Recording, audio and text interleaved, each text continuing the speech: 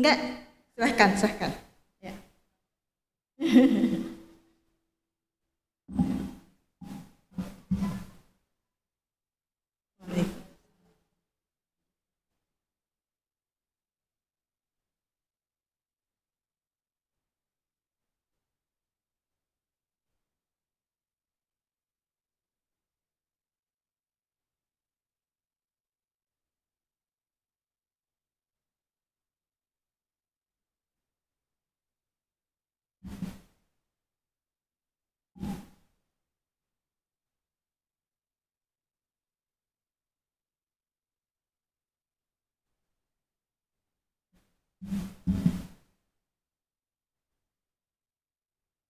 Sallallahu.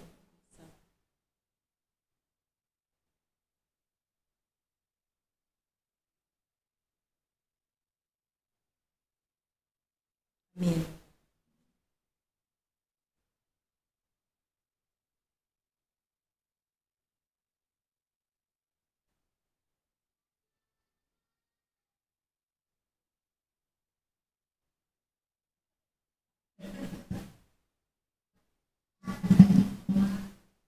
Amin ya Rabbal.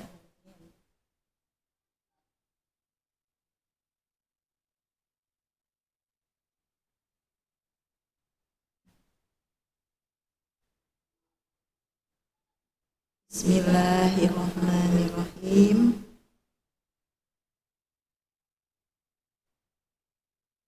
Ya, terima kasih Ibu. Bismillahirrahmanirrahim. Assalamualaikum warahmatullahi wabarakatuh.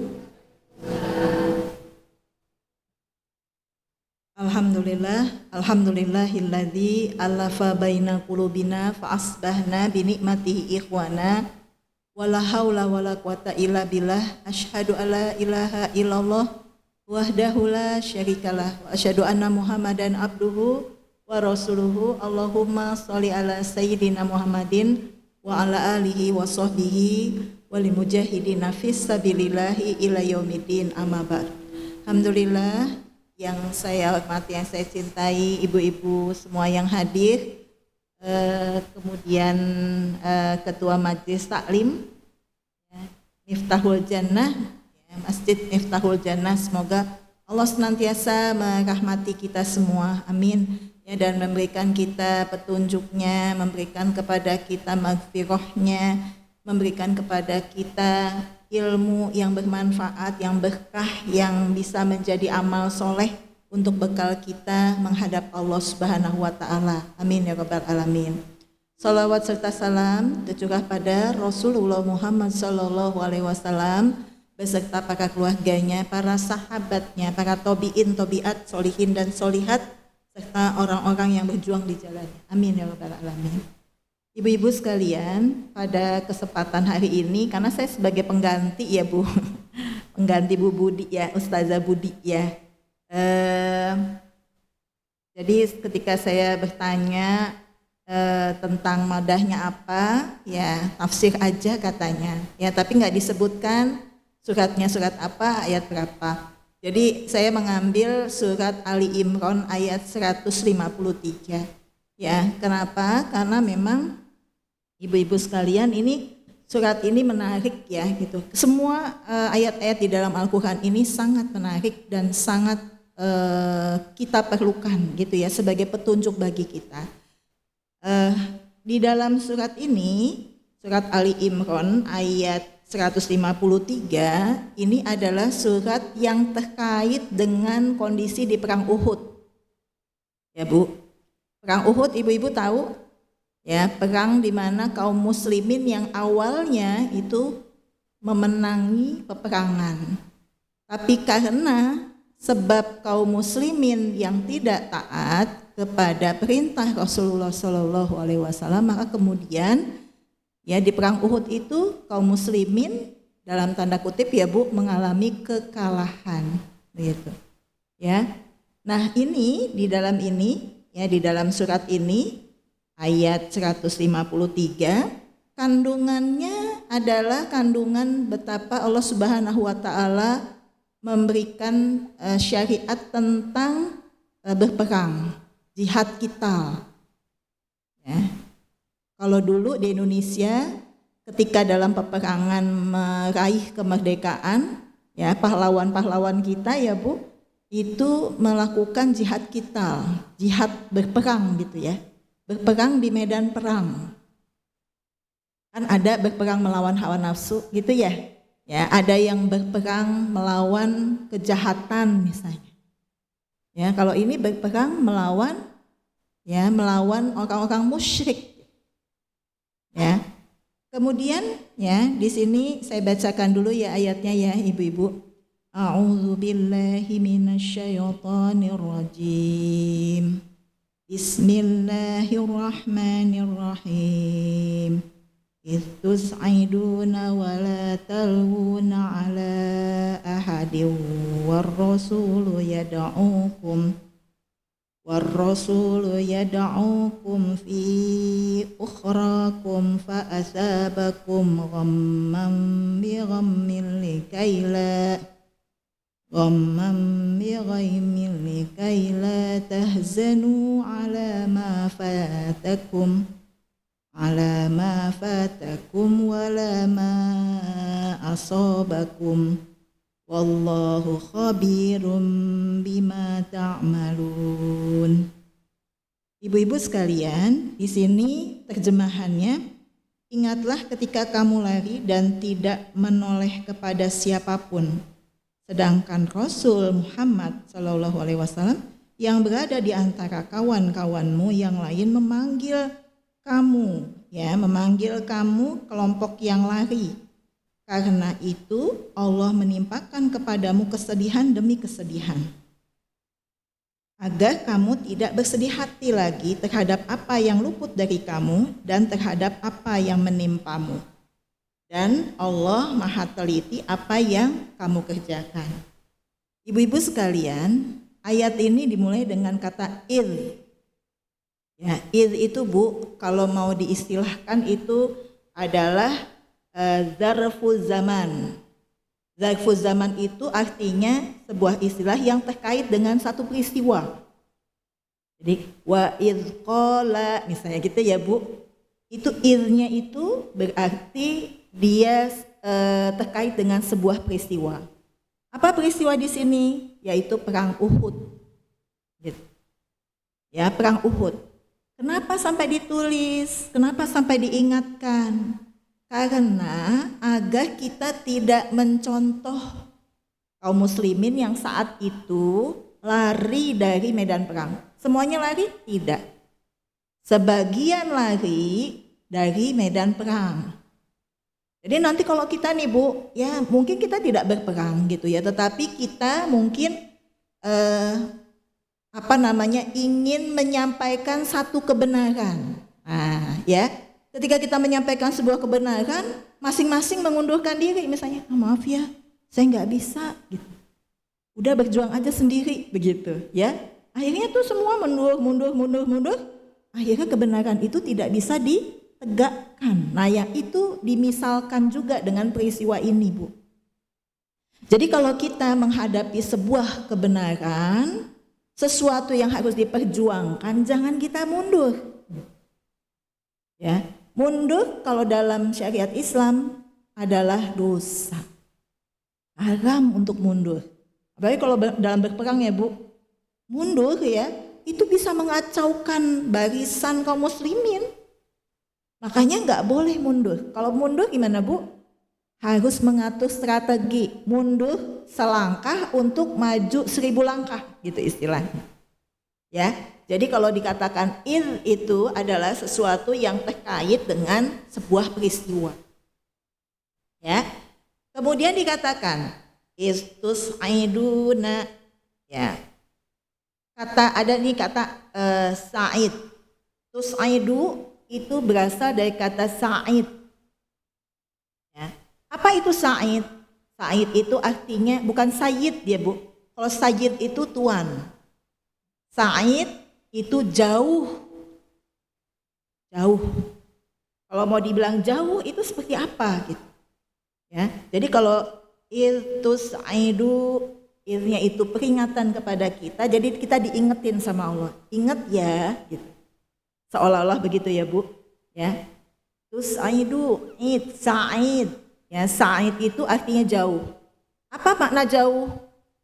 Jauh itu dimaknakan sebagai sesuatu yang jauh bukan di perkotaan, tetapi yang di pelosok, yang di pedalaman.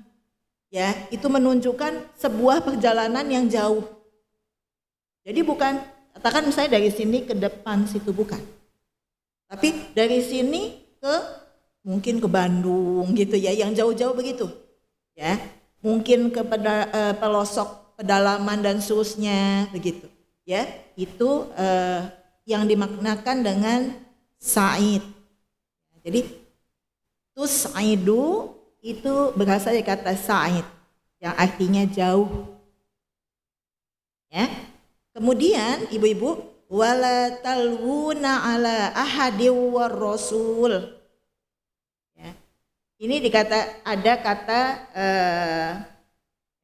wawunya di sini. Wala talwuna ala, ya. Ada kata dan janganlah kamu gitu ya. Di sini dikatakan ya, dan ingatlah ketika kamu lari dan tidak menoleh, ya. Walatalwuna, ya, dan tidak menoleh. Waw di sini ya Bu adalah waw hal. Apa makna waw hal? Waw hal itu adalah di mana Rasulullah Shallallahu Alaihi Wasallam memanggil. Jadi manggil Bu, ya, bu, sini Bu. Biasanya yang dipanggil itu, yang nengok itu kan, ini kan barisan ya Bu, yang pada mundur nih, pada mundur ya, pada lari gitu. Larinya itu kalau dikatakan ya, kamu larinya itu nggak pakai nengok kiri, nengok kanan. Jadi larinya itu pandangannya ke depan aja. Artinya apa Bu? Nggak ada yang menghalangi. Ya, lari terus artinya mundur gitu. Maksudnya bukan ke depan tapi kemudian lari ke belakang dan mundur. Ya, ketika dia melakukan gerakan mundur seperti itu nggak nengok kiri kanan, langsung gitu. Ya, apa yang dilakukan oleh Rasulullah Shallallahu Alaihi Wasallam adalah memanggil. Siapa yang dipanggil? Yang paling belakang. Jadi wawnya di sini Bu, wala talwuna ala ahadi war rasul. Nah itu war rasul, ada kata war rasul. Wawnya di situ menunjukkan waw hal, yang menunjukkan bahwa Rasulullah Shallallahu Alaihi Wasallam memanggil mereka. Biasanya kalau kita nih Bu ada barisan, kita panggil, dek, sini dek, bu, sini Bu.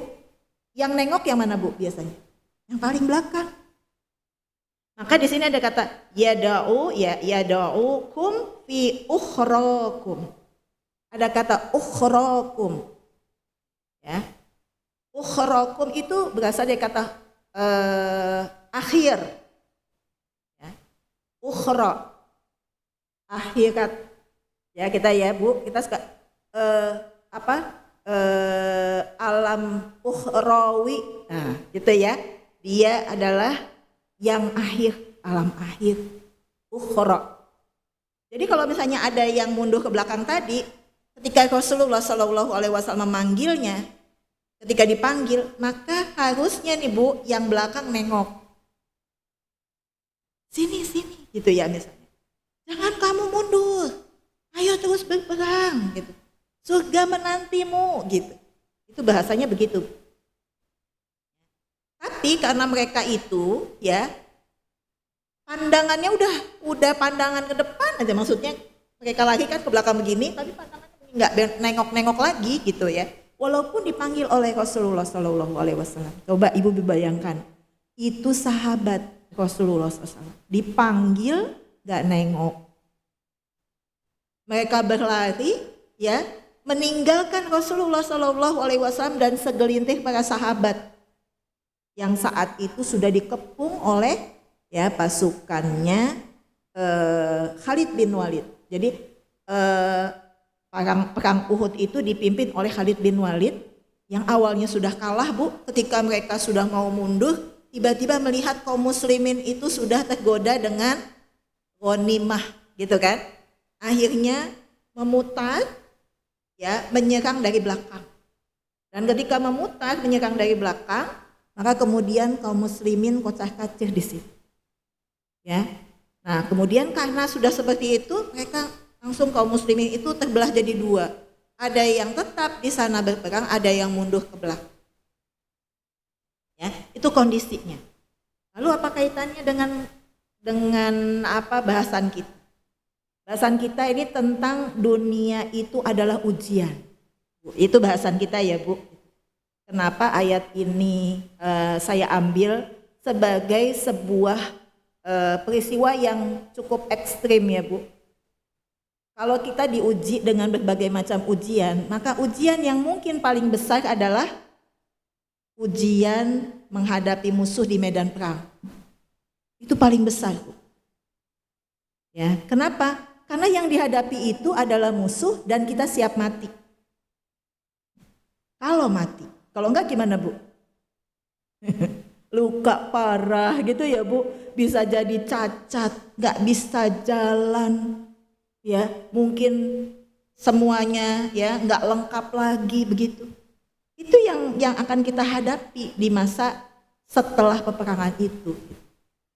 Nah, ibu-ibu sekalian, Masya Allah, tabarakallah ya, Allah Subhanahu wa Ta'ala ya memanggil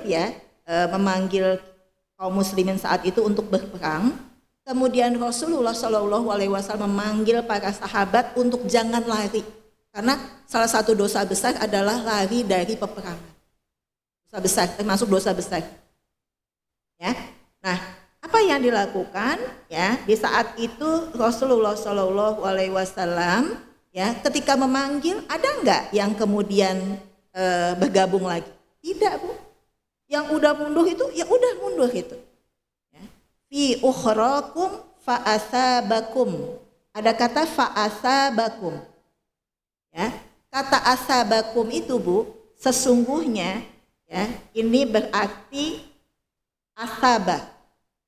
Fa asabakum ya itu berasal dari kata asaba yang berasal dari sawab.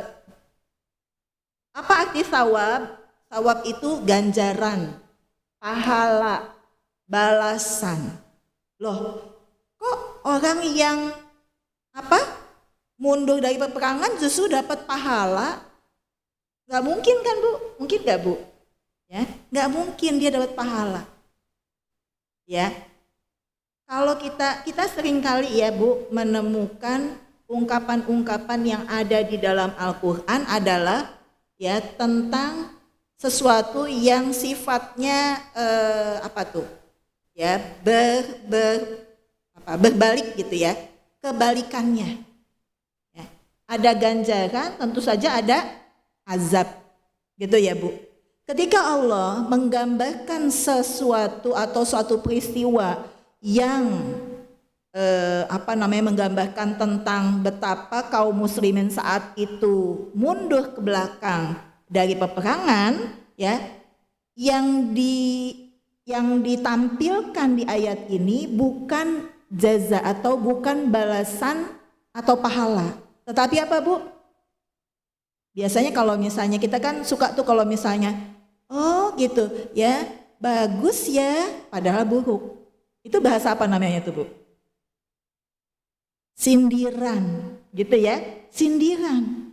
Jadi Allah menyindir kaum muslimin nih, yang kemudian mundur gitu ya, mundur nggak mau berperang dengan meninggalkan kaum muslimin, dengan meninggalkan Rasulullah SAW dan kaum muslimin di saat itu, ya, dengan bahasa sindiran, ya, ada kata fa'asabakum. Asaba ya itu berasal dari kata sawab yang artinya balasan, ganjaran. Tetapi maksudnya gitu bukan ganjaran dalam bentuk pahala, tetapi itu seperti gini, sampaikan kabar gembira kepada orang-orang yang durhaka misalnya. Itu kan bahasanya loh, kok untuk orang durhaka kabar gembira gitu ya, seperti itu. Nah itu bahasa sindiran juga, Bu. Itu yang disebut sebagai ya fa'asabakum, ya, berasal dari kata sawab, ya, artinya balasan, ganjaran gitu ya. Jadi ibu-ibu sekalian ya, Apa yang kemudian ganjarannya? Fa'asa bakum ghammam bi ghammi. Kesedihan di atas kesedihan. Kok bisa gitu kesedihan di atas kesedihan? Orang berperang, Bu. Ada nggak berperang yang membahagiakan? Biasanya sedih ya, Bu. Ada yang meninggal, ada yang cacat, ya. Ada yang kehilangan. Ada yang sakit, nggak bangun-bangun gitu istilahnya. Ya, itu yang disebut sebagai sesuatu yang menyedihkan. Ya. Dikatakan ghammam bi ghammin. Kesedihan di atas kesedihan. Jadi kesedihannya tuh numpuk, Bu. Udah sedih ditambah sedih lagi. Ya, harta hilang, ya, nyawa juga mungkin hilang, ya, sakit juga, cacat iya, berdarah-darah, gitu ya, Bu, gitu. Itu yang disebut sebagai ghammam bi ghammin. Nah, ibu-ibu sekalian, ya, inilah yang akan kita bahas, yaitu ya bahwa dunia itu adalah sesuatu yang dikategorikan sebagai ujian bagi kita. Ya, ujian bagi kita, bagi orang-orang siapa? Bagi orang yang beriman. Ya. Kalau kita lihat ya ibu-ibu sekalian, betapa Allah Subhanahu wa taala menggambarkan tentang hakikat hidup itu sendiri. Ya. Apa sih hakikat hidup? Hakikat hidup, bagaimana kita bisa memahami hakikat hidup itu sendiri adalah bahwa hidup itu adalah ujian. Alladzi khalaqal mauta wal hayata liyabluwakum ayyukum ahsanu amala wa huwal azizul ghafur. Surat apa, Bu? Al-Mulk. Ya, Al-Mulk ayat 2 gitu ya. Jadi memang Allah Subhanahu wa taala menciptakan ada kematian, ya, dan kehidupan. Kematian disebut duluan. Ya, khalaqal mauta wal hayata. Kan harusnya apa, Bu? Hidup dulu ya. Baru mati. Harusnya hayata wa mauta. Harusnya gitu. Tapi ini menyebut mauta wal hayata. Kenapa, Bu? Ya, kata mufassir bahwa kenapa disebut lebih dulu? Karena itu adalah tujuan kita. Orang, Bu, kalau misalnya dikasih tahu nih ya, Bu, silahkan pilih mau yang putih apa yang orange. Ya. Yang pertama disebut putih, berarti dalam hati kita yang pertama dong kayaknya, gitu ya, karena disebut pertama tuh, gitu. Ya, baru kemudian orange, gitu ya misalnya. Ya, artinya apa? Artinya bahwa Allah Subhanahu wa taala sedang menekankan satu kehidupan yang kekal abadi, ya, itu di awal. Supaya kita ini punya tujuan loh dalam hidup. Bukan cuma sekedar main-main. Ad-dunya umata. Dunia itu adalah perhiasan.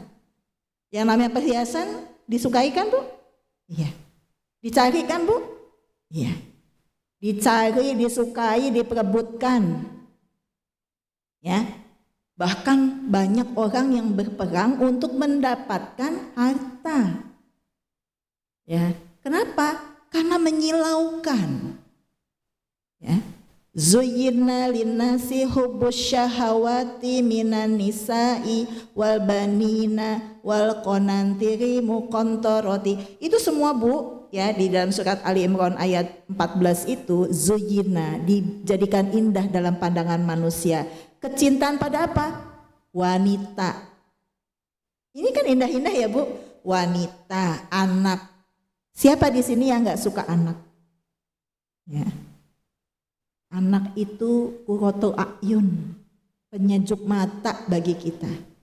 Wanita qurratu a'yun bagi siapa, Bu?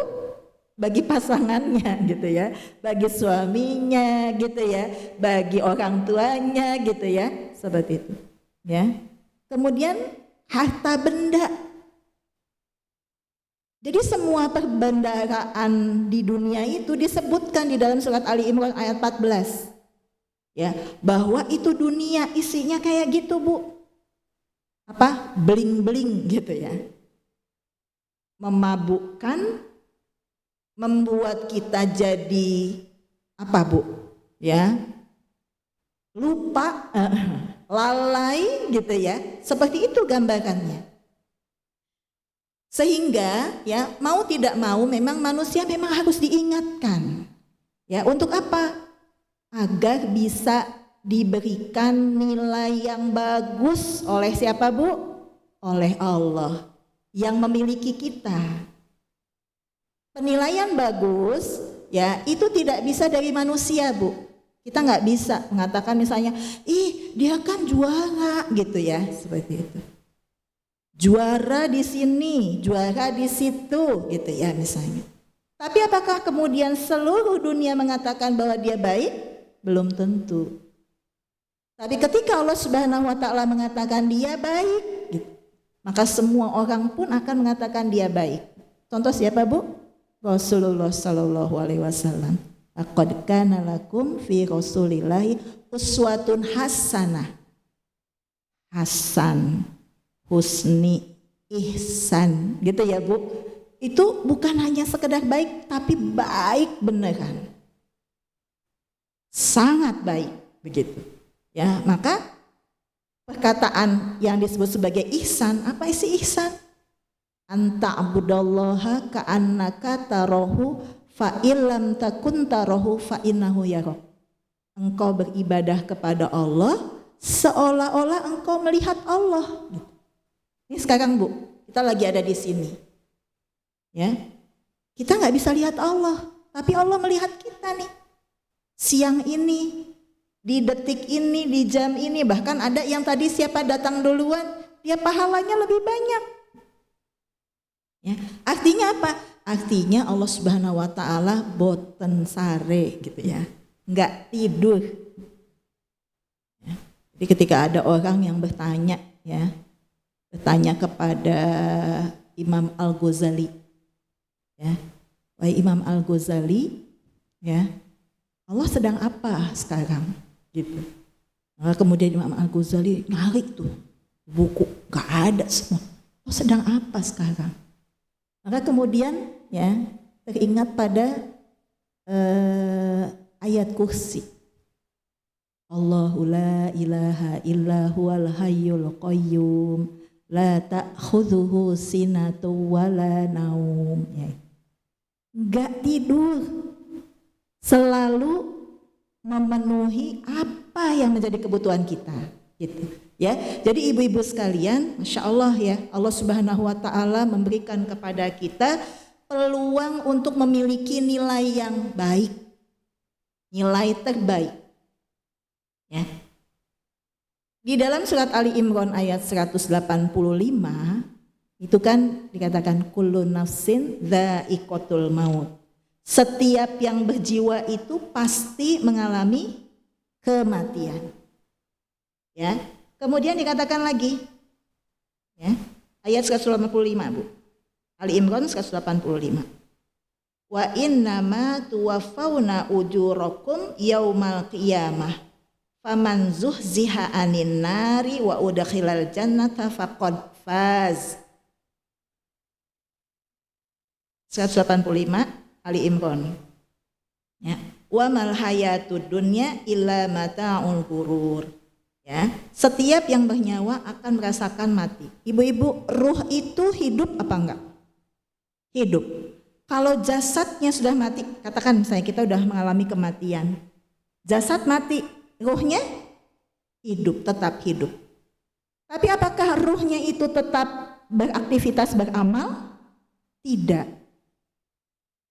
Ya, apa yang kemudian terjadi pada ruh? Dia hanya mendapatkan apa yang sudah dilakukan oleh jasad dan ruh selama di dunia. Gitu ya Bu. Jadi kalau misalnya dikatakan di sini bahwa setiap yang berjiwa pasti akan mengalami mati dan hanya pada hari kiamat diberikan dengan sempurna balasanmu. Tamah. Ya istilahnya sempurna. Ya, sempurna apa? Sempurna balasan kita. Jadi kalau kita mengharapkan di dunia nih gitu ya. Ya Allah, saya udah baik banget sama si fulan. Kok si fulan enggak baik sama saya ya? Gitu. Ya. Kadang-kadang manusia tuh sering beranggapan kalau dia berbuat baik, maka balasannya akan juga berbuat baik gitu ya. Orang berbuat baik kepadanya. Kalau dia bersedekah, maka dia juga akan mendapatkan sebesar apa yang disedekahkan gitu. Ya. Sehingga kita lupa bahwa ya di dunia itu tidak ada yang sempurna. Kalau kita mengharapkan balasan di dunia itu sempurna, kita nggak akan bisa dan kita akan kecewa. Ya, udah dibaikin ngelunjak gitu ya misalnya. Udah ditolong gitu ya, nelikung dari belakang misalnya. Ya, dan seterusnya tuh kayak gitu ya. Sehingga apa? Seringkali itu menjadi berat bagi kita. Yang namanya ujian itu memang berat, Bu. Ya. Dan memang karena hidup itu adalah ujian, ya. Maka kita diharapkan untuk apa, Bu?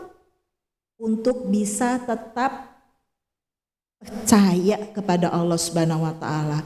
Bersabar kepada Allah Subhanahu wa taala, tawakal, memohon kepada Allah ya, karena sumber segala sesuatunya itu asalnya dari Allah. Masalah asalnya dari Allah. Masa iya masalah itu asalnya dari Allah? Iya. Tapi kita harus punya keyakinan bahwa Allah tidak pernah mengurangi nikmat, enggak pernah. Allah tidak pernah mengurangi nikmat. Kalau kemudian nikmat itu menjadi terpending, apa sebabnya, Bu? Karena dosa-dosa kita.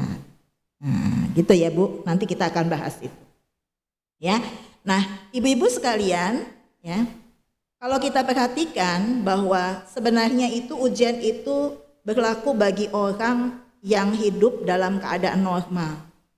Orang kaya diuji dengan kekayaannya. Orang pintar diuji dengan ilmunya. Orang yang apalagi Bu, cantik gitu ya, yang populer gitu ya. Biasanya dia diuji lewat kecantikannya gitu ya Bu, piawainya, kesuksesannya dan seterusnya. Orang yang ahli ibadah diuji lewat apa, Bu? Keimanannya. Ahli ibadah itu biasanya diuji lewat tawadu atau enggak ya gitu. Merasa dirinya lebih baik apa enggak ya gitu. Ya, sehingga seringkali ya Bu, ujian manusia itu sebenarnya yang paling tinggi itu adalah ujian bagi orang-orang yang berilmu. Karena biasanya orang-orang berilmu itu dia itu merasa sudah tahu semuanya. Ya.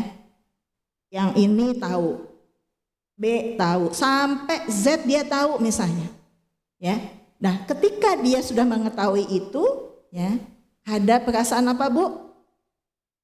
Ujub, sombong misalnya. Ya. Jadi kita semua diuji, Bu. Ya. Ada orang yang diuji lewat kemiskinannya, ada orang yang diuji dengan penyakitnya.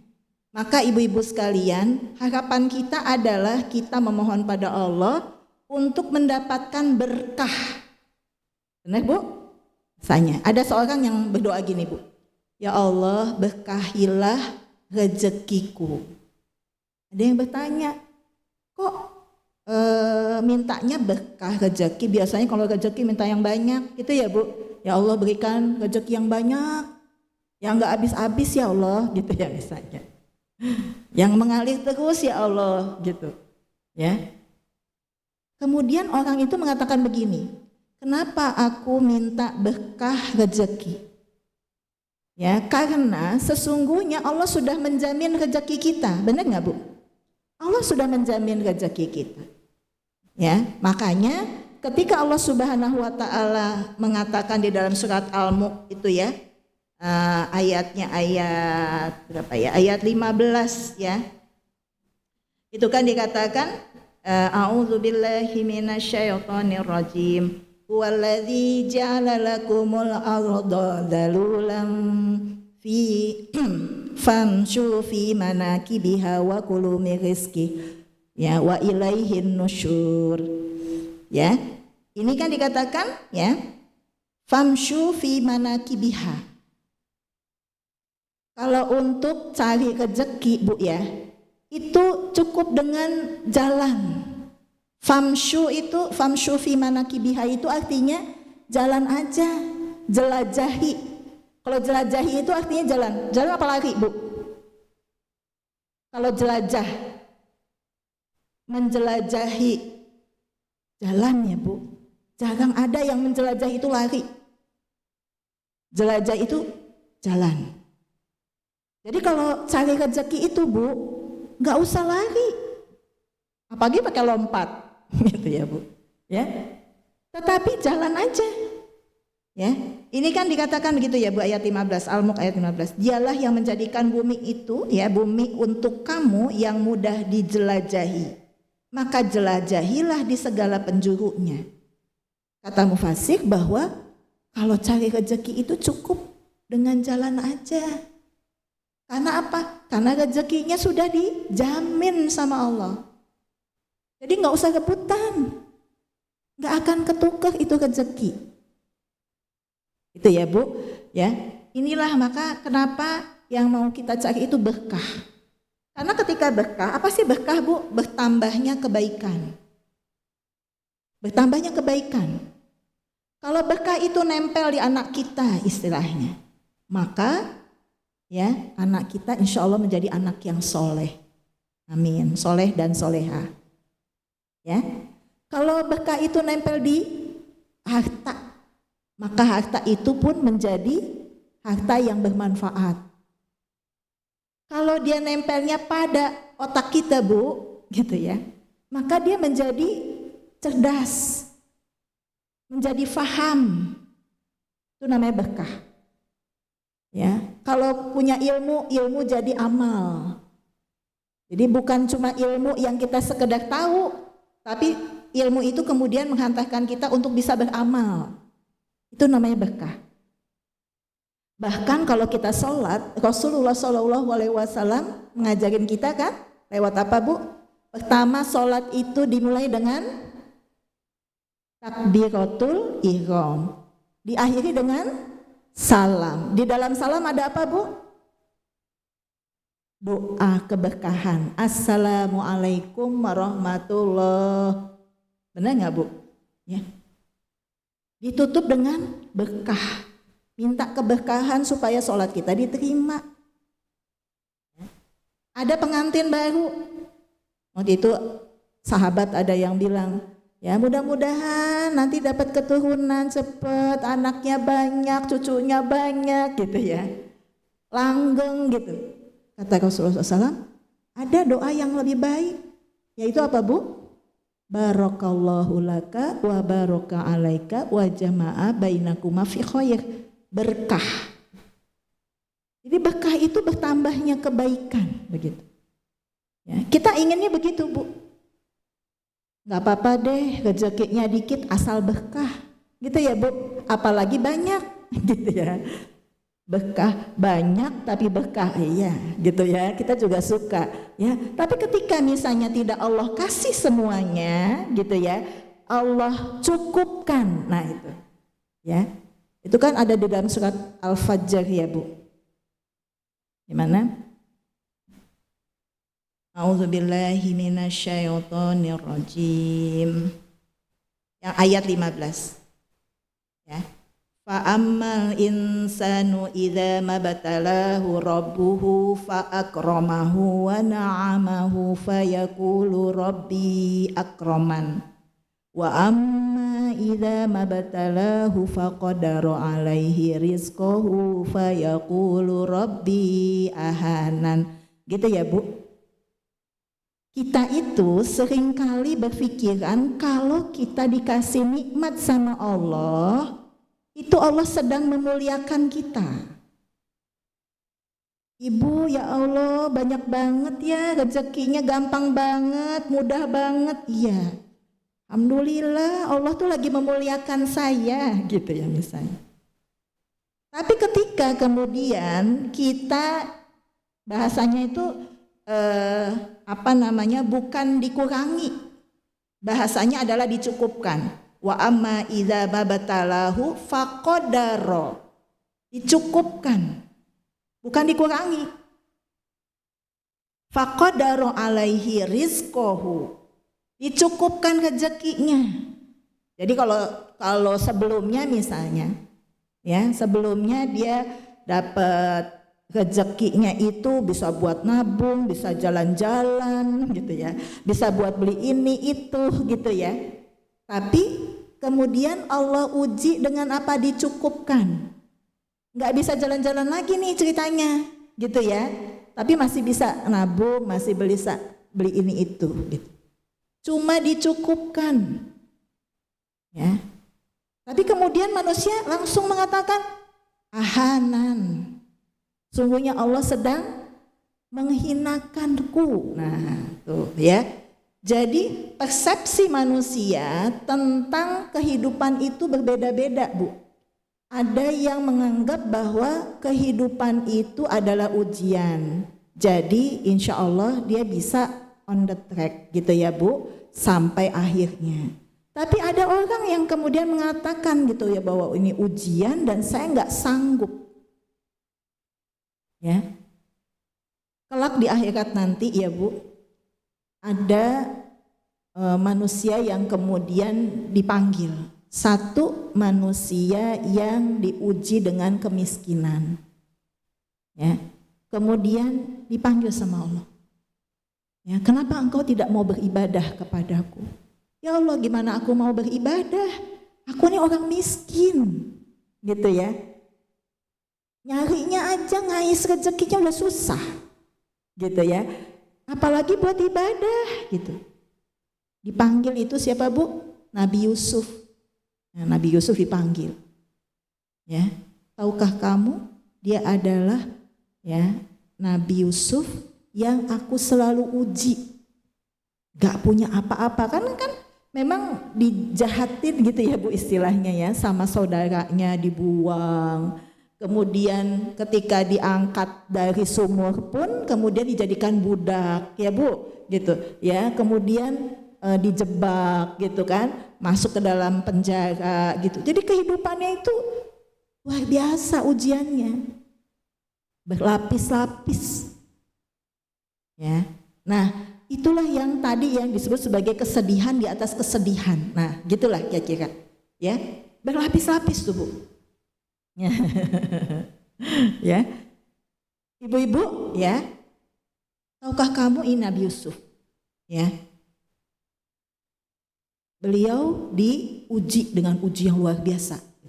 Tapi dia tetap ibadah loh, tetap sholat, ya, tetap mengingatku. Akhirnya si orang miskin ini ditarik sama malaikat dan dimasukkan ke dalam neraka. Dipanggil orang yang kedua. Orang yang kedua dipanggil adalah orang yang selalu diuji. Ya, diuji. Kalau tadi kan diuji, kemudian orang yang miskin. Kalau sekarang ya diuji nih, diuji terus gak habis-habis. Dipanggil itu Nabi Ayub. Tahukah kamu dia adalah orang yang selalu diuji. Dari kaya, kemudian habis semua kekayaannya. Punya anak banyak, anaknya berapa Bu? 12.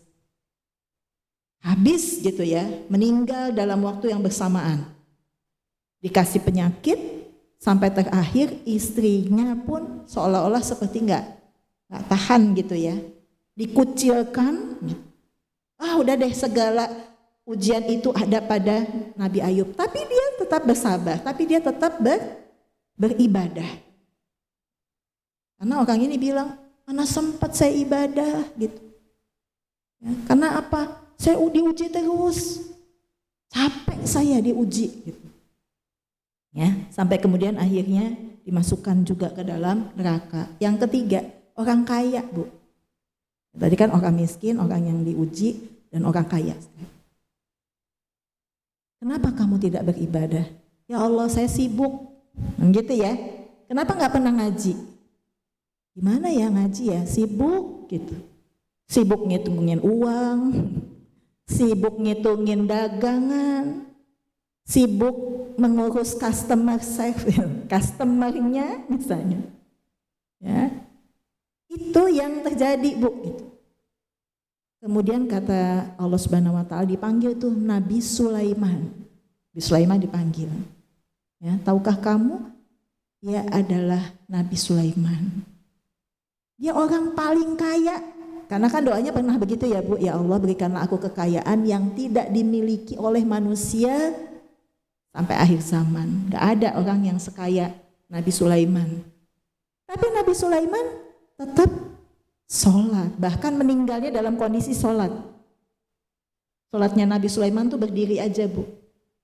Jadi ketika meninggal itu dalam kondisi berdiri, pakai tongkat aja.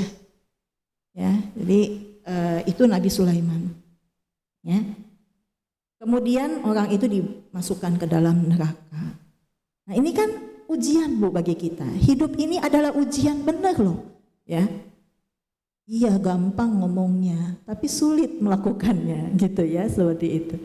Makanya ini perbandingannya ekstrem banget sama Nabi, gitu. Coba sama yang lain.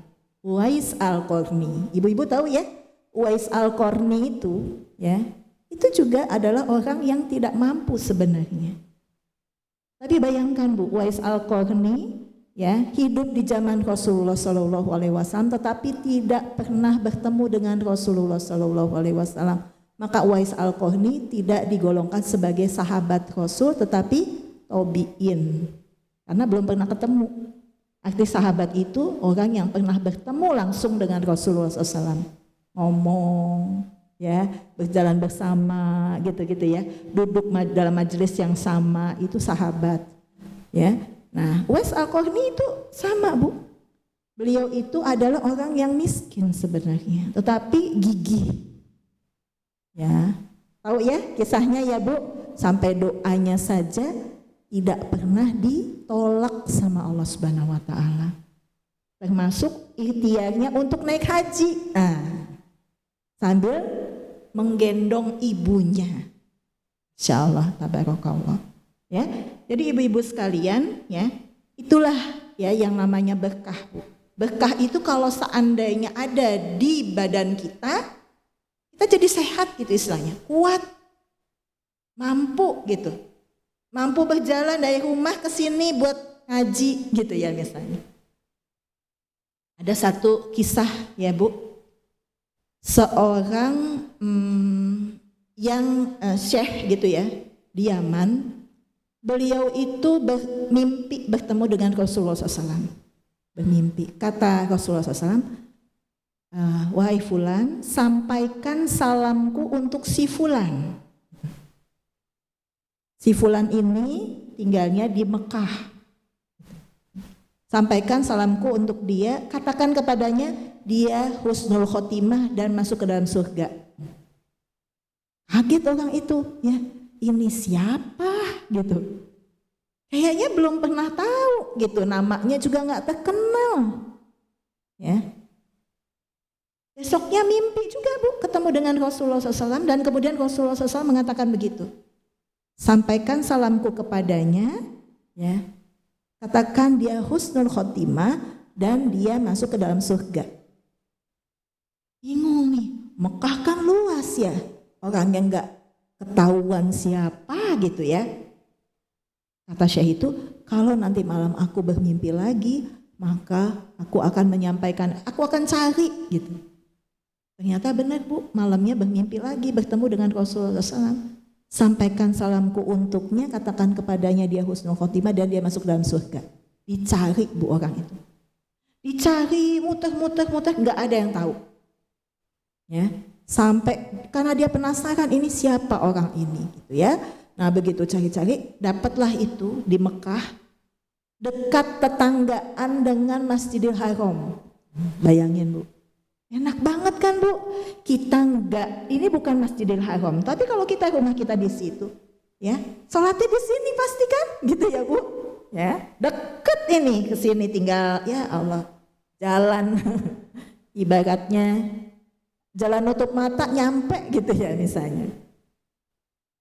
Orang itu Bu, ya, dia ketika Syekh itu bertemu dengannya, bingung dia. Ya. Kamu siapa ya? Gitu. Iya, kamu siapa ya? Kok sampai Rasulullah SAW titip salam untukmu, kaget ya? Kamu punya keistimewaan apa? Gitu ya? Enggak, saya nggak punya keistimewaan apa-apa. Dan sampai hari itu Bu, dia belum pernah sekalipun sholat di Masjidil Haram, belum pernah. Bayangin Bu. Ya, padahal sholat di Masjidil Haram berapa Bu pahalanya? Berapa Bu?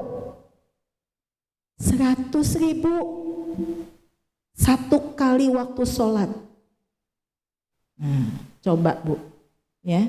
Jadi harus punya nih Bu di dalam hati kita, walaupun kita belum punya tabungannya, belum punya misalnya apa gitu ya, gitu. Ya, harus ke sana. Ya Allah, mudah-mudahan yang udah ke sana, kalau perlu ke sana lagi. Yang belum, mudah-mudahan dimudahkan ke sana. Amin ya rabbal alamin, ya. Itu belum pernah sekalipun Bu sholat di situ. Kata Syekh itu, kan bingung kan? Loh, kok ini istimewa banget? Dapat salam, ya Bu. Kemudian husnul khotimah, masuk ke dalam surga gitu. Diajak, kamu harus sholat di Masjidil Haram. Tetanggaan kok sholat Bu. Nah, ketika sholat rakaat kedua itu, dia dalam kondisi sujud, dia nangis, nangis. Belum pernah merasakan itu Bu. Padahal dia udah dewasa, udah berumur lah gitu. Ya. Kemudian ketika dia nangis, tiba-tiba Bu wafat dalam kondisi sedang sholat. Itu Bu takdirnya. Enak banget ya gitu ya. Kok bisa enak banget kayak gitu, meninggalnya di Masjidil Haram lagi gitu. Ya. Ngiri enggak Bu kita? Ngiri gitu ya seperti itu. Ya. Tetapi Bu ternyata nih Syekh ini masih penasaran, ini enggak mungkin kalau dia tidak memiliki amalan yang spesial. Akhirnya Bu dia tanya kepada istrinya, sebenarnya orang ini kenapa? Gitu. Enggak Syekh, enggak ada amalan apa-apa yang spesial gitu, enggak ada. Orang sholat di Masjidil Haram pada tetangga aja enggak gitu kan. Tapi ada satu amalan yang dia lakukan terus sampai kemarin waktu dia meninggal itu. Dia punya teman dan temannya itu meninggal. Jadi dia punya teman yang berarti kan istrinya janda ya dan punya anak yatim. Itu selalu disantuni ya. Setiap hari disantuni Bu. Kasih, dan dia nggak pernah bilang-bilang. Nggak pernah ngasih tahu kemana-mana. Pokoknya dikasih aja, dikasih terus Bu. Setiap hari bayangin. Nah itu kata Syekhnya itu, oh ini mungkin. Makanya Allah Subhanahu wa taala lebih menyukai amalan yang istimror gitu ya, terus menerus walaupun sedikit misalnya. Jadi jangan dicatat yang sedikitnya ya Bu, nanti pada nyarinya yang sedikit. Nggak apa-apa infak gitu ya, 2.000 misalnya, maaf ya misalnya 2.000 yang penting continue gitu. Padahal dia punya banyak gitu, ATM-nya aja gitu ya. Kartu ATM-nya aja banyak gitu ya. Ya, seperti itu. Itu contoh ya ibu-ibu sekalian gitu. Artinya apa gitu? Ya, artinya bahwa dunia ini memang ujian. Tapi ada orang-orang yang dikasih nikmat kayak tadi tuh, orang tersebut itu nikmat banget kan. Meninggal dalam kondisi sedang sholat, udah dikabarin masuk ke dalam surga, dapat salam dari Rasulullah SAW gitu ya. Apalagi gitu. Ya, tapi kan untuk menjadi orang yang seperti itu secara gambling nggak bisa Bu, nggak bisa. Ya, Nah, kita nih harus berusaha ya untuk menjadikan kehidupan kita ini bermakna. Karena tadi ya, hidup walaupun ujian yang penting harus penuh dengan keberkahan. Berkah gitu. Ya. Walaupun ujiannya banyak tapi berkah. Ya. Yang bisa meninggikan derajat, yang bisa menghapus dosa, gitu ya Bu, yang bisa menambah pahala, yang mendatangkan keridhaan Allah, gitu ya. Walaupun penuh dengan ujian. Nah, ibu-ibu sekalian, ya, karena dengan kondisi ya kehidupan yang seperti itu, seringkali kita jadi lupa kalau kita dapat nikmat. Ya Bu, ya, seringkali kita suka lupa kalau dapat nikmat. Ya, kalau dapat nikmat nih Bu, misalnya dapat sesuatu. Kita lihat dulu sedikit apa banyak. Kalau sedikit kita bilang alhamdulillah gitu ya. Tapi kalau banyak alhamdulillah banget. Jadi alhamdulillahnya lebih panjang gitu ya. Lebih ikhlas nyebutnya gitu. Ya, alhamdulillah banget. Padahal nggak ada bedanya Bu ya. Dua-duanya sama-sama rezeki. Cuma memang bedanya di kuantitasnya. Tapi kita jangan tertipu dengan kuantitas Bu. Buktinya apa? Korun. Korun itu secara harta itu luar biasa. Ya Bu ya. Bahkan kalau tiap hari itu dia mamerin apa? Ya, hartanya itu keliling kampung. Kayak di sini RW berapa Bu ini Bu? 25 ya? Hah? 19. Nah, di RW 19 ngiterin aja. Sambil bawa apa Bu? Bawa kunci berangkasnya. Kalau dulu belum ada berangkas yang pakai digital gitu ya. Pakai kunci. Nah, kuncinya aja dibawa oleh 10 orang. Kan berarti berat banget ya. Kunci itu apa sih? Kecil kan gitu ya. Tapi saking banyaknya sampai 10 orang yang membawanya.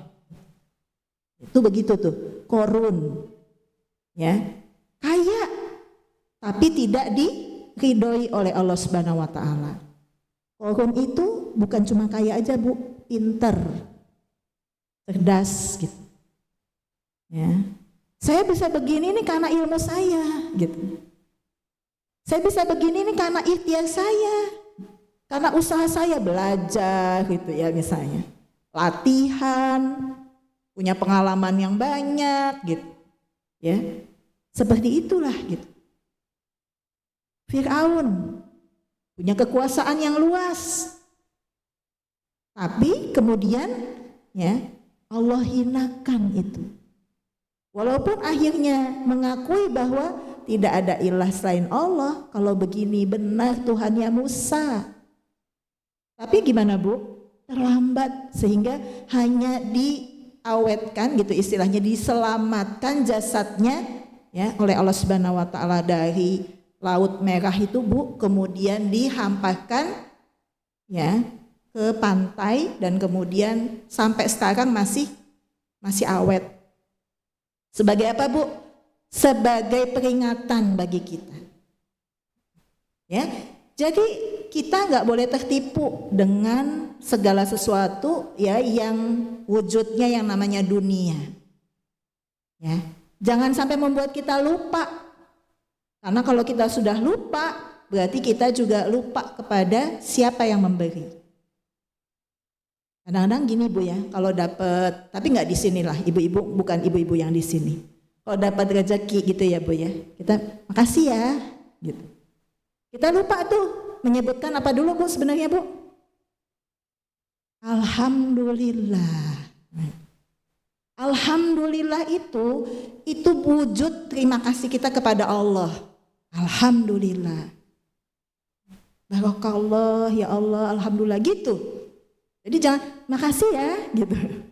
Terima kasih betul irfanul ya, irfanul jamil ya.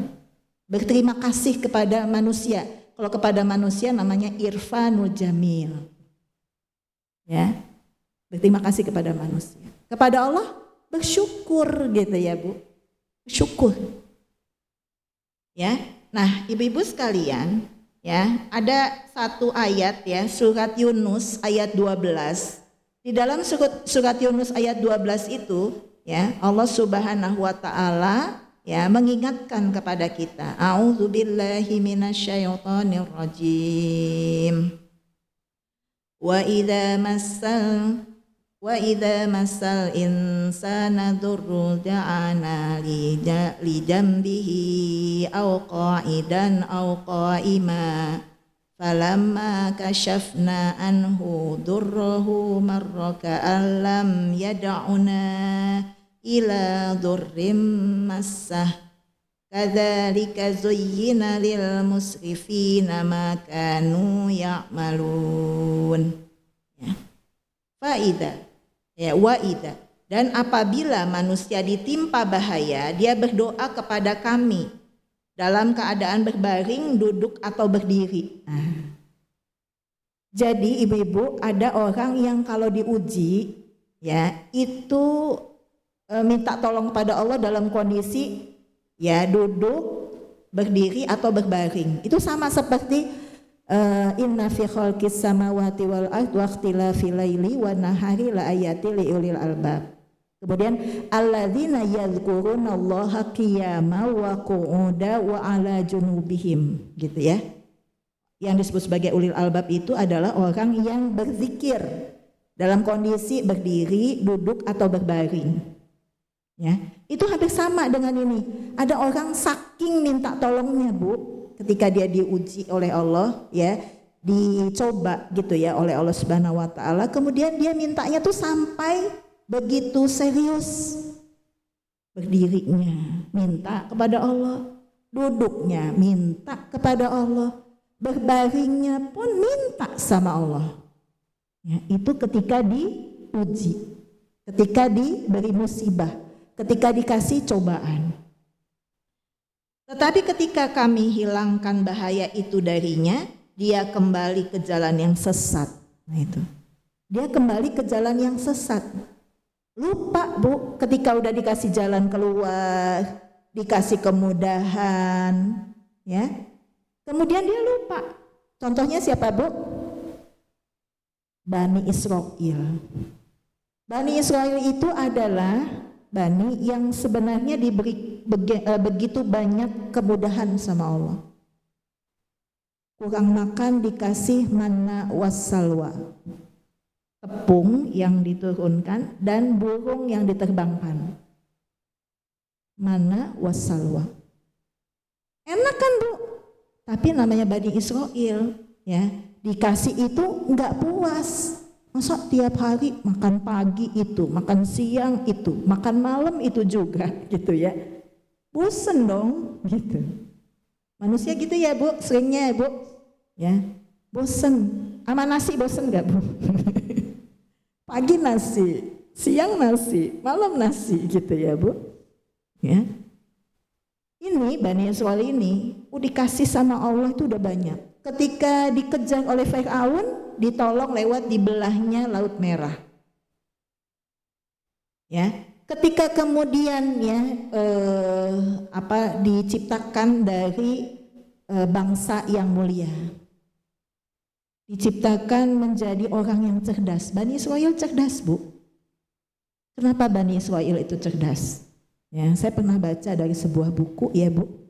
Ya, Bani Israil itu kalau makan lauk itu nggak pernah macam-macam, satu macam aja. Misalnya makan ikan, ikan. Ya, katakan misalnya karbohidratnya, proteinnya, sayurnya, gitu. Nggak, kalau kita nih misalnya, ya, mumpung punya uang, gitu ya misalnya, semuanya tuh ikan juga, telur juga, ayam juga, daging juga, gitu ya. Pemakan segala omnivora, gitu ya. Ternyata itu nggak bagus buat kesehatan. Ya, kenapa, Bu? Karena koenzimnya banyak kepake nantinya. Ya, saya waktu beberapa ya bulan yang lalu tuh periksa, ya, boleh dibilang kayak general check up. Kenapa ya ini begini di lambung masalahnya? Oh, karena koenzimnya banyak kepake, gitu. Maka kalau makan jangan semuanya dimakan, gitu. Ya. Habis gimana? Kan kalau makan kotakan gitu ya, Bu, lauknya 2. Gitu ya. Seperti itu. Ada yang kadang-kadang 3 lauknya gitu ya Bu gitu. Kalau kita nggak habisin mubazir gitu, alasan ya. Padahal bisa aja dikasih ke orang gitu ya. Seperti itu.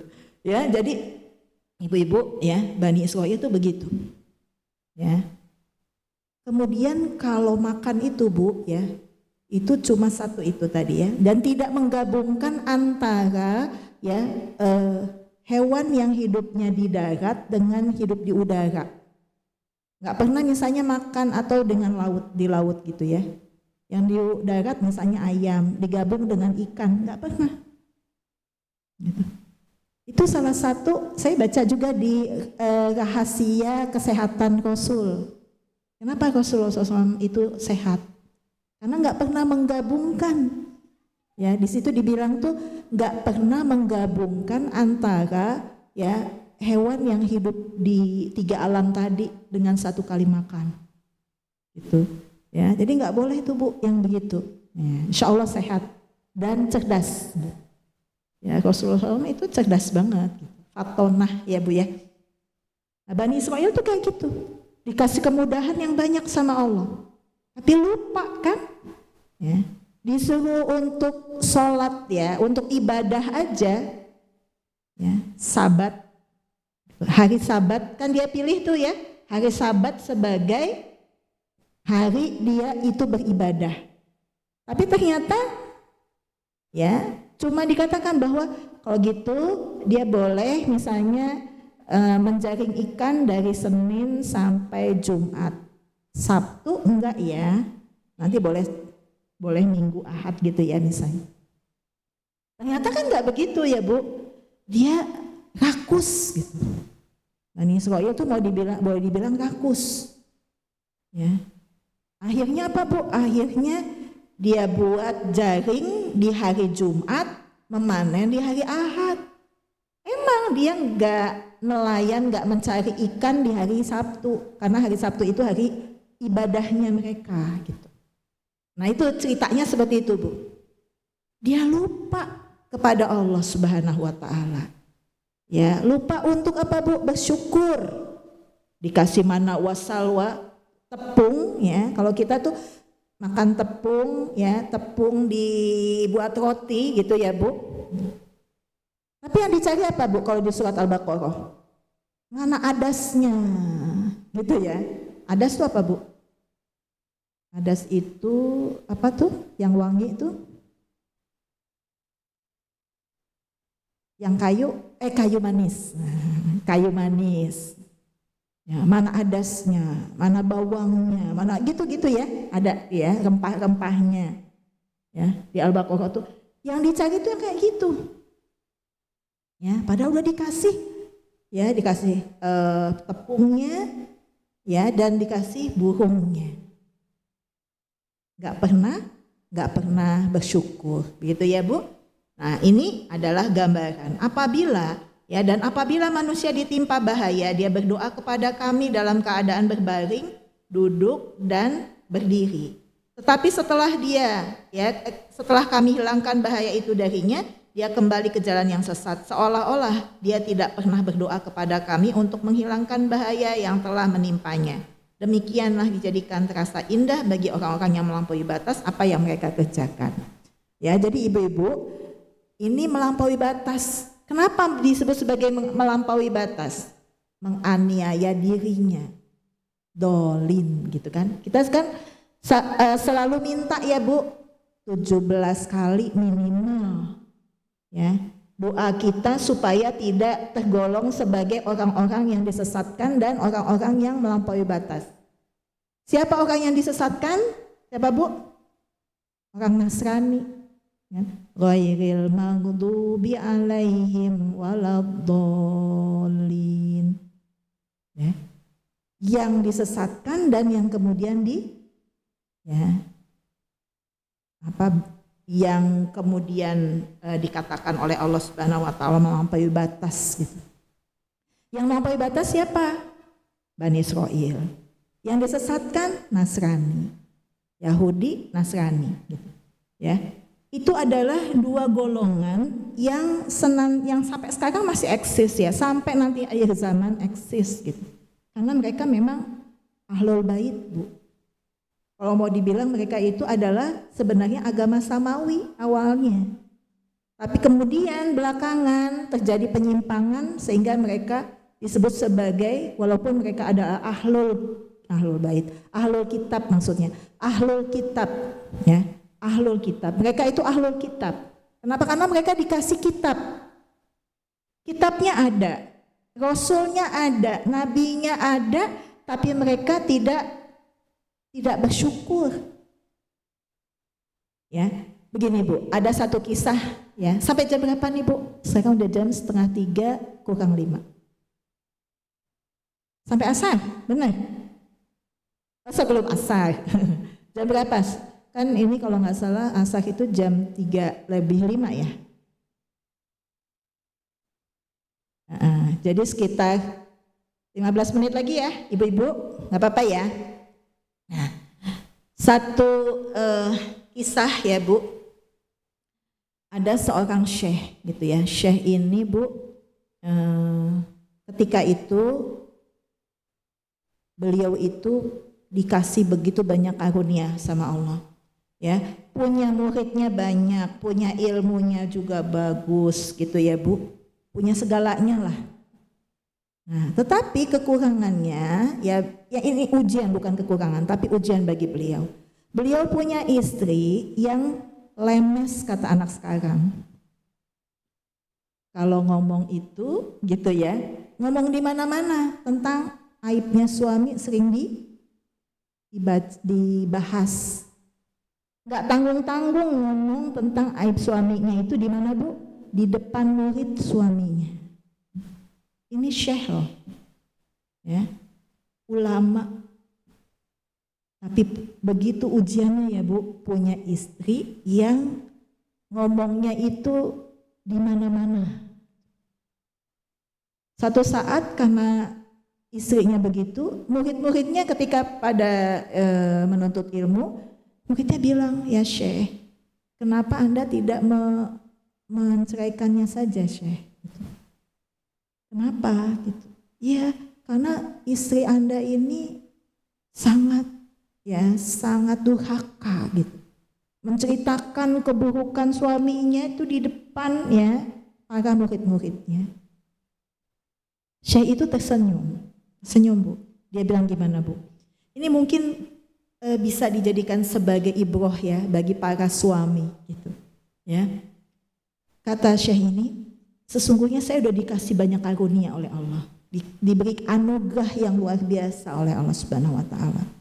Dikasih keluarga, ada istri, punya anak, gitu ya. Dikasih harta, dikasih ilmu, dikasih murid yang banyak, gitu. Ya. Ini adalah nikmat dari Allah yang harus saya syukuri. Tapi kemudian saya diuji dengan satu ujian. Ya. Yaitu istri yang dikabarkan oleh kalian seperti ini. Itu adalah ya azab yang Allah berikan kepadaku.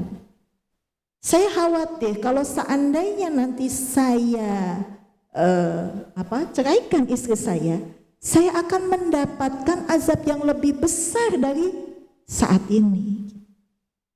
Ya, yang ada cuman dia doang gitu istilah. Tapi kalau nanti saya ceraikan bisa jadi itu jadi viral.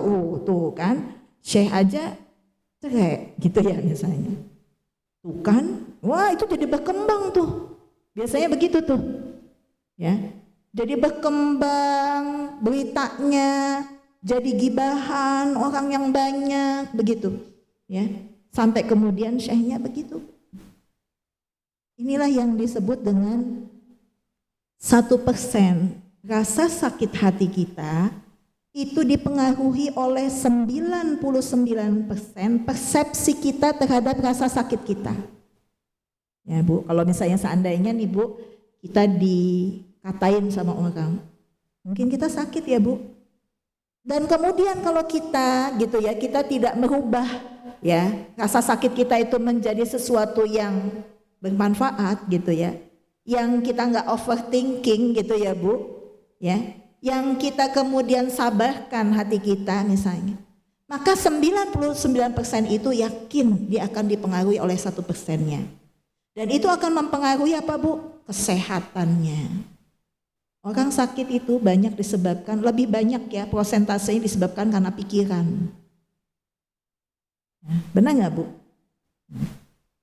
Penyakit diabetes itu bukan cuma karena pola makan, tapi pikiran yang begitu besar gitu ya, yang begitu banyak ya, ujiannya begitu ya rumit, sampai dipikirin, sampai masuk ke dalam hati, sampai kemudian menggerus ya energi kita misalnya, hati kita ya. Nah itu yang menyebabkan penyakit itu muncul satu-satu. Ya diabetesnya, ya kolesterolnya gitu ya, ya tekanan darah tingginya, ya ini, ya itu dan seterusnya gitu ya Bu. Ya, artinya apa? Ya, artinya ujian itu kita yang istilahnya yang ngundang. Kita yang mengundangnya.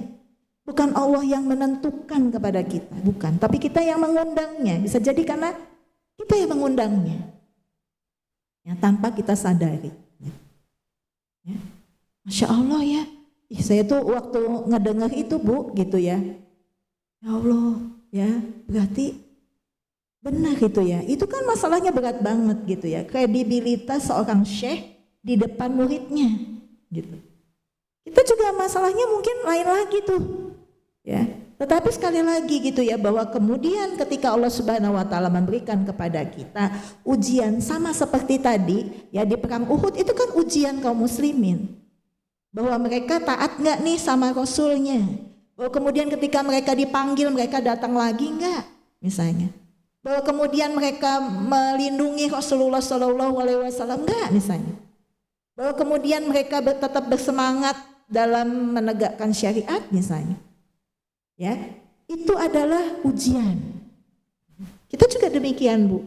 Mungkin kita diuji dengan anak, dengan pasangan, gitu ya Bu. Ya, saya belum lama ngisi di FKM Bu ya, tentang pernikahan dini. Gitu. Ya, ada saya dari sisi agamanya, kemudian ada dokter SPOG dari sisi kesehatannya. Gitu. Ya dijelaskanlah tentang kenapa pernikahan dini itu ya sebaiknya dihindari. Karena kalau dalam Al-Quran tidak ada nominalnya. Nominal kan kalau di undang-undang kita kan 19 tahun ya Bu. 19 tahun tuh. 19 tahun laki-laki dan perempuan, 19 tahun. Ya. Tetapi kalau dalam Al-Quran enggak ada memang. Yang ada apa Bu? Ya. Yang ada adalah kalau dia punya kemampuan. Kalau dalam bahasa, kalau dalam hadisnya itu yang disebut sebagai al-ba'ah. Apa itu al-ba'ah? Dia punya kemampuan secara fisik, dia punya kemampuan secara finansial, dan dia punya kemampuan kedewasaan secara psikologisnya, mentalnya. Itu yang disebut sebagai al-ba'ah. Kalau di dalam hadis. Ya. Kalau di dalam Al-Quran nggak ada Bu. Ya. Paling adanya itu di dalam surat An-Nisa. Coba ya, sedikit ya Bu, biar kita tahu ya Bu tentang kenapa sih gitu ya, usia berapa gitu. Kalau di dalam Al-Quran itu tidak ada nominalnya. Tetapi gini ya di ayat 6-nya. Wa batalul yatama hatta idza balagun nikah. Dan ujilah anak-anak yatim itu sampai mereka cukup umur untuk menikah. Nah itu. Kata mufassir ya Bu, ayat 6. An-Nisa ayat 6. Ya. Di sini kan dikatakan wa batalul yatama hatta idza balagun nikah. Balik gitu ya Bu. Cukup umur. Ya. Di sini dikatakan bahwa cukup umur itu apa? Punya kemampuan. Nah, cukup umur itu kadang-kadang juga ada orang yang 17 tahun misalnya, tapi dewasa. Ada orang yang 30 tahun tapi masih kayak anak-anak. Gitu. Ya. Jadi ibu-ibu ya terkait dengan ujian nih, ujian hidup gitu. Habis anak sekarang pergaulannya bebas gitu ya. Maka seringkali ya mungkin daripada ibunya khawatir, bapaknya khawatir, dinikahin secara ya nikah dini gitu istilahnya. Ya, biarin deh yang penting nggak bermaksiat gitu. Ya. Makanya sebelum itu gimana? Ya dia harus didampingi. Untuk apa? Disiapkan. Dulu ya Bu, Zainab itu anak kedua Rasulullah Shallallahu Alaihi Wasallam. Rasulullah SAW dan Khadijah menikahkan Zainab usia berapa Bu? 9 tahun. 9 tahun. Kalau kita bilang ya Allah 9 tahun mah kayak anak kita yang masih main boneka, gitu ya misalnya. Tapi ternyata ada di buku tentang true love story-nya Rasulullah SAW dan Khadijah. Di situ dikatakan bahwa Rasulullah SAW dan Khadijah itu menikahkan Zainab itu sudah dibekali dengan kemampuan memasak, kemampuan ngerapiin rumah, kemampuan yang lainnya Bu. Kemampuan ya, bahkan kalau Aisyah itu dikasih makan tiap hari itu, tiap kali makan itu rutop. Ya, ibu-ibu tahu rutop ya? Rutop apa Bu? Kurma muda, gitu ya. Dan itu bagus untuk alat reproduksi. Ya, jadi kalau dalam sebuah buku dikatakan Ummu Ruqman, ibunya Aisyah itu memberikan rutop terus saja tuh, sehingga badannya itu ya alat reproduksinya lebih matang gitu. Walaupun badannya ya mungkin masih 9 tahun ya, usia 9 tahun ketika bersama dengan Rasulullah SAW hidup dalam satu rumah gitu kan. Ya, dinikahkan 6 tahun baru satu rumah ketika usia 9 tahun. Ini kan sebenarnya ya kalau kita mau ambil gitu ya contoh di masa Rasulullah SAW dengan Aisyah itu nggak bisa disamakan dengan zaman sekarang, nggak bisa Bu. Karena di saat itu ya anak 9 tahun itu sudah dilengkapi dengan berbagai macam ya kemampuan oleh orang tuanya. Ya masaknya, yang ngerjain segala macam tuh, ngejahit apa segala macam. Ngurusin rumah tangga itu udah hebat. Bahkan Fatimah itu dikatakan Ummi Abika. Ya, Ummu Abika, ibu dari bapaknya gitu. Karena Khadijah saat itu sudah meninggal dan kemudian yang mengurus Rasulullah Shallallahu Alaihi Wasallam saat itu sebelum menikah lagi itu adalah Fatimah. Masih kecil, usianya di bawah masih 6 tahunan gitu ya, masih kecil banget. Tapi ngurusin semuanya Bu, pakaiannya dicuciin, istilahnya disetrika, dirapiin gitu ya Bu. Masaknya itu Fatimah.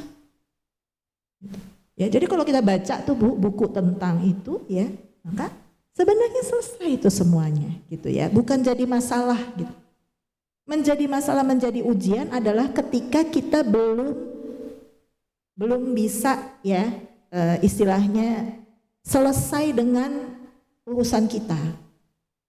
Kenapa misalnya seorang itu padahal umurnya udah cukup, tapi kok belum bisa menjadi imam dalam keluarga, belum bisa menjadi istri yang baik karena dia belum selesai dengan dirinya. Dia belum selesai dengan dirinya, egonya masih tinggi gitu ya Bu. Jadi kalau misalnya seandainya kita lihat ya Bu anak kita, ya kalau dia itu egonya sudah dia apa ya?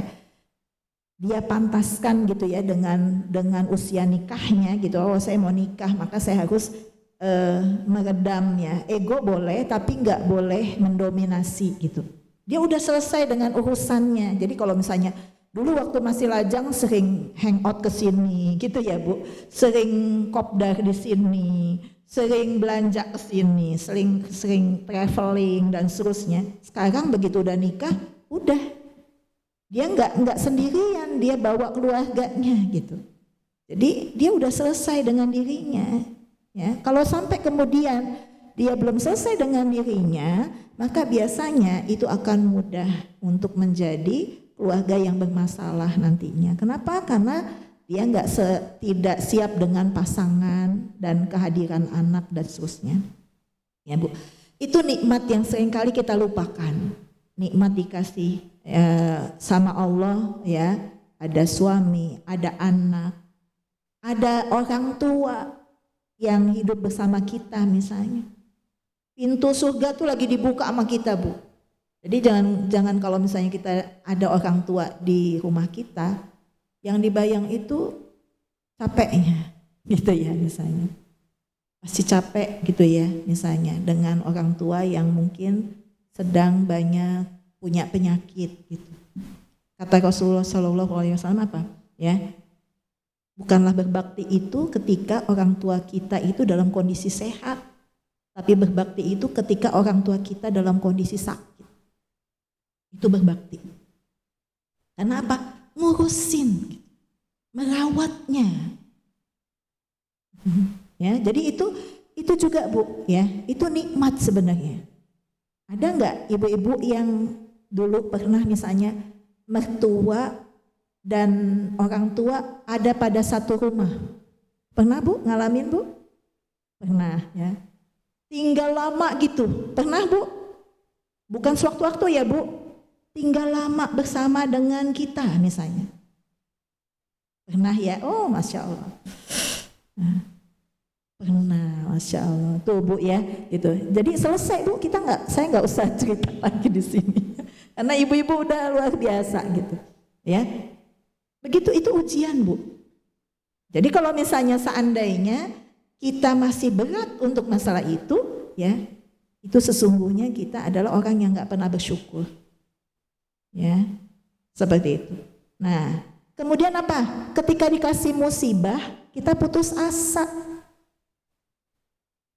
Ya, tidak berputus asa dari rahmat Allah kecuali orang-orang kafir. Surat Yusuf ayat 87. Ibu-ibu lihat ya. Surat Yusuf ayat 87 itu Allah Subhanahu wa taala ya berfirman ya.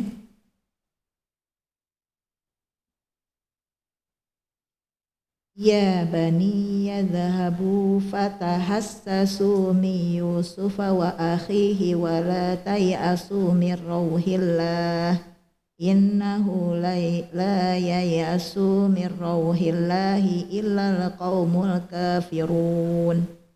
Ya. Surat 12 ayat 87. Wahai anak-anakku, pergilah kamu, carilah berita tentang Yusuf dan saudaranya. Dan jangan kamu berputus asa dari rahmat Allah. Sesungguhnya yang berputus asa dari rahmat Allah hanyalah orang-orang yang kafir. Orang-orang kafir yang berputus asa dari rahmat Allah. Orang muslim gak boleh berputus asa. Orang mukmin gak boleh berputus asa dari rahmat Allah. Kenapa? Karena ya Allah Subhanahu wa taala ya menjadikan kita ini ya punya penolong. Ya, jadi ya kalau sampai kita berpikir ya kalau saya dikasih ujian gini siapa yang nolongin ya? Ya, itu nggak boleh gitu ya Bu. Kita punya perasaan bahwa oh iya yang nolongin kita itu adalah si fulan, si fulana gitu ya.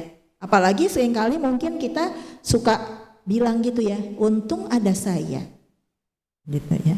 Untung ada dokter ini nih.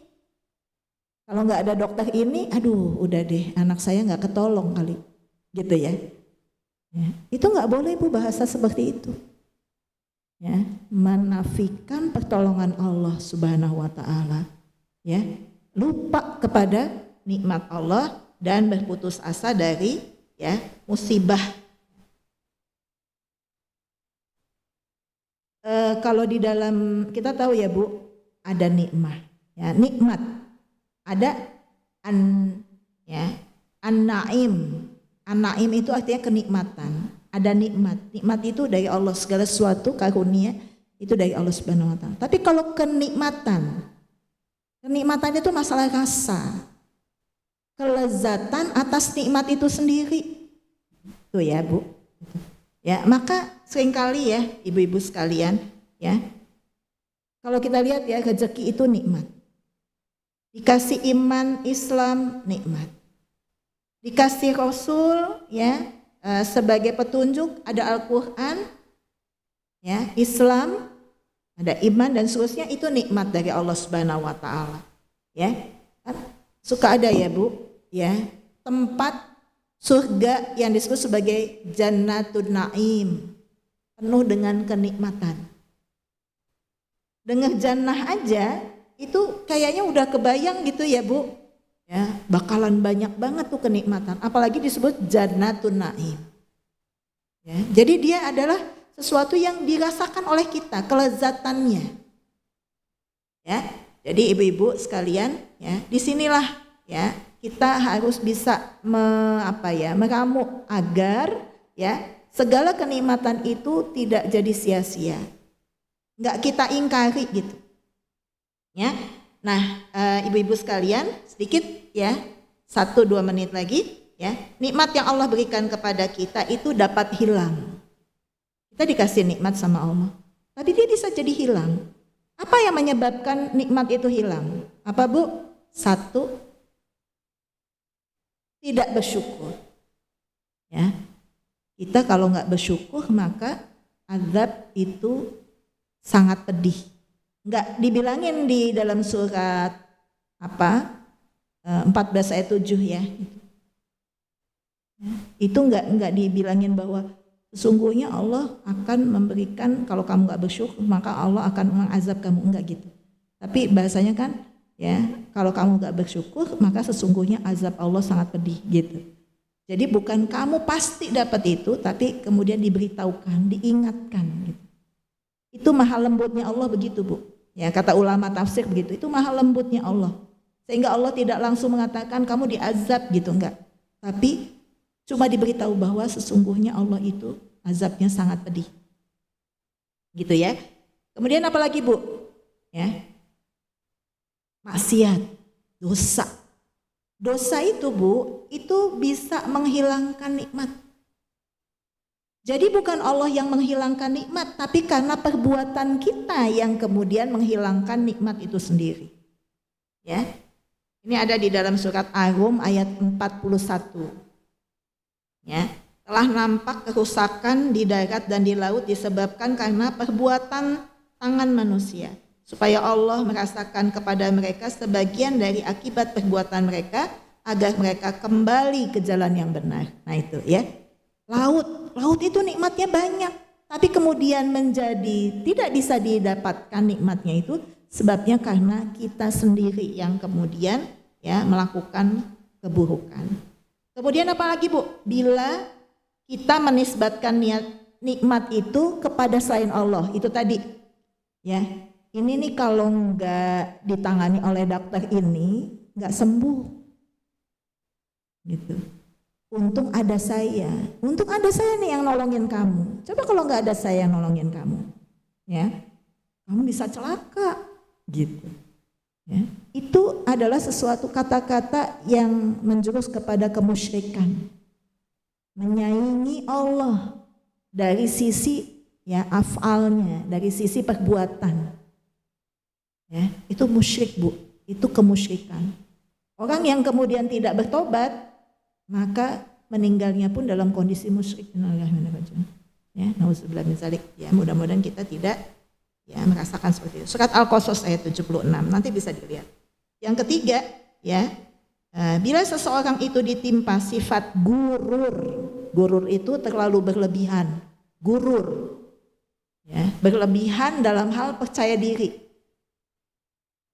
Ya, saya ini punya begini nih karena kepintaran saya. Gitu. Itu namanya gurur, Bu. Ya, gurur ya. G-H-U-R-U-R gitu. Gurur. Ya. Saya bisa begini nih gitu ya. Cantik begini karena bapak saya ganteng, ibu saya cantik.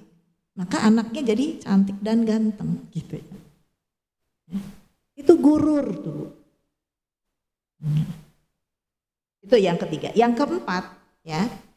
Nikmat yang tidak diamalkan. Kita dapat nikmat, tapi nikmat tersebut enggak kita amalkan untuk kebaikan.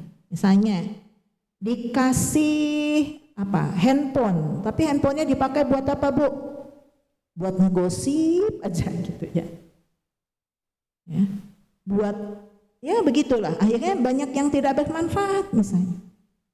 Ya, maka itu bisa membuat nikmat itu tertunda. Inilah yang menyebabkan. Gitu ya. Nah, bagaimana supaya kita tidak berputus asa dari rahmat Allah ya? Ibu-ibu perbanyak mendekat kita kepada Allah. Kita deketin Allah lewat ibadah kita, lewat amal soleh kita. Ya, banyak silaturahmi dengan orang-orang soleh. Supaya apa Bu? Dinasehatin. Ini hati Bu kalau nggak pernah dinasehatin, ya dia jadi beku. Teman-temannya banyak ngejar dunia, dia temennya dengan yang ngejar dunia terus nggak habis-habis. Ya, akhirnya apa Bu? Hatinya jadi beku, hatinya jadi kasar, hatinya jadi keras misalnya. Tapi kalau berteman dengan orang-orang yang juga ikut taklim, yang nuntut ilmu, yang banyak sholat malamnya, yang banyak saumnya dan seterusnya, maka insya Allah dengan demikian dia akan ya kecipratan gitu ya, kena imbas kebaikan dari orang-orang yang ada di sekitarnya. Ya, itu hal-hal yang bisa membuat kita misalnya tidak mengalami putus asa. Ya, membaca Al-Quran dengan mentadaburinya itu juga bagian dari hal-hal yang bisa membuat hati kita itu terkondisikan. Hati kita yang berpenyakit itu menjadi sedikit demi sedikit ya bisa teratasi gitu ya, untuk tidak selalu memikirkan dunia misalnya. Pikirkan akhirat kita. Dunia boleh kita jalani, boleh kita rengkuh gitu ya, tetapi bukan kemudian kita kejar seolah-olah itu menjadi target akhir kehidupan kita misalnya. Ya, melatih diri untuk qanaah. Untuk apa Bu? Qanaah itu sederhana. Ya, merasa cukup betul. Ya, merasa cukup dengan apa yang sudah Allah kasih. Ya, jadi kita nggak punya target ya, ekspektasi kita terhadap sesuatu itu bisa mempengaruhi biasanya. Kita pengennya begini, saya punya target begini. Pokoknya saya tahun ini saya harus punya ini, tahun depan harus punya ini, gitu ya. Kan orang yang terobsesi kadang-kadang suka seperti itu. Gitu. Ya. Padahal yang harus juga kita pertimbangkan itu adalah tahun ini gimana ya? Kemarin udah dapat nggak ya Lailatul Qadarnya misalnya? Ya, tahun ini target hafalannya gimana ya? Khatam nggak ya? Gitu. Ya, itu harus juga difikirkan. Ya. Dan yang terakhir yaitu kalau orang tua kita masih hidup, maka banyaklah meminta doa kepadanya, minta didoain, minta ya banyak gitu ya, diingatkan, dinasehati gitu. Supaya apa? Supaya kita jadi lebih kuat. Ada orang-orang yang doanya nggak pernah ditolak sama Allah. Termasuk orang yang berangkat haji. Orang yang berangkat haji itu ada 4 jaminannya. Salah satunya adalah doanya nggak pernah ditolak. Nah itu makanya kalau ada yang mau berangkat haji, ya titip doa, jangan titip oleh-oleh gitu ya. Biasanya gitu, oleh-olehnya ya jangan lupa gitu. Ya, padahal harusnya titip doa ya gitu. Mudah-mudahan kita bisa ke sana gitu. Amin ya rabbal alamin. Ya, cukup ya ibu-ibu, udah jam segini. Mohon maaf kalau agak lama ya. Al-haqqu min rabbika fala takunanna minal mumtarin. Ya. Ada yang mau ditanyakan barangkali? Silakan ibu-ibu. Ya, silakan Ibu.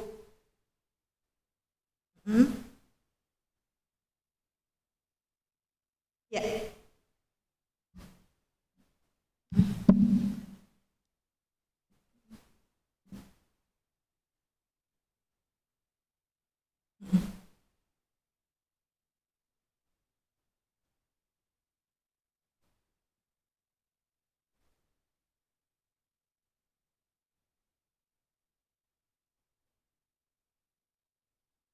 Oh iya. Ya, bismillahirrahmanirrahim. Terima kasih Ibu atas pertanyaannya. Kata Rasulullah SAW, tolonglah saudaramu yang menzolimimu. Ya Rasulullah SAW, gimana cara saya menolongnya? Ya, menolongnya dengan mencegah dia. Dia baru mau melakukan kezoliman, dicegah oleh kita. Bagaimana cara mencegahnya? Ya, nasihati. Siapa yang menasehati? Orang yang dekat dengannya. Siapa? Orang tuanya misalnya. Orang yang banyak berjasa atas kehidupannya misalnya. Ya, kita gimana? Ya, kita yang dizolimi banyak mendoakan. Supaya apa? Supaya dia mendapat hidayah.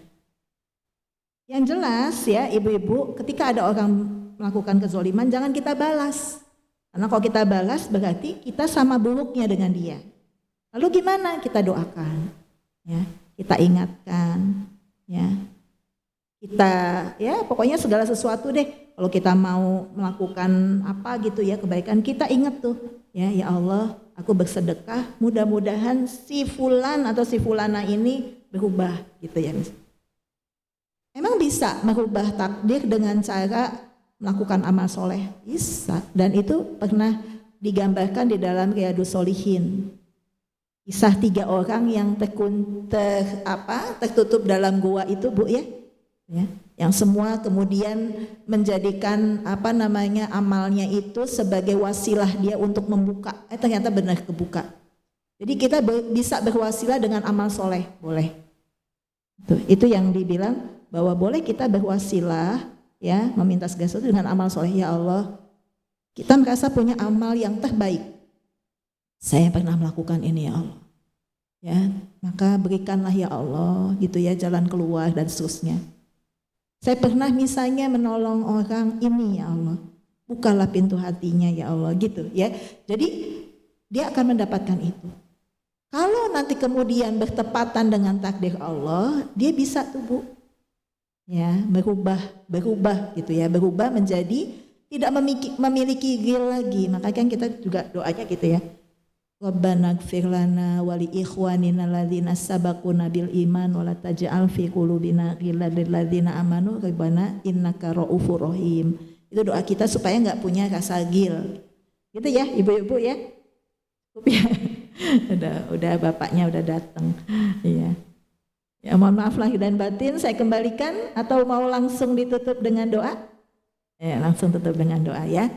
Ya ibu-ibu sekalian, sebentar lagi udah mau azan ya. Kita tutup aja dengan doa kafaratul majlis. Subhanaka Allahumma wa bihamdika asyhadu alla ilaha illa anta nastaghfiruka wa atubu ilaik. Kalau ada yang salah itu datang dari diri saya sendiri, saya mohon maaf. Al-haqqu min rabbika fala takunanna minal mumtarin. Billahi taufik wal hidayah. Wassalamualaikum warahmatullahi wabarakatuh. Maaf ya Ustaz.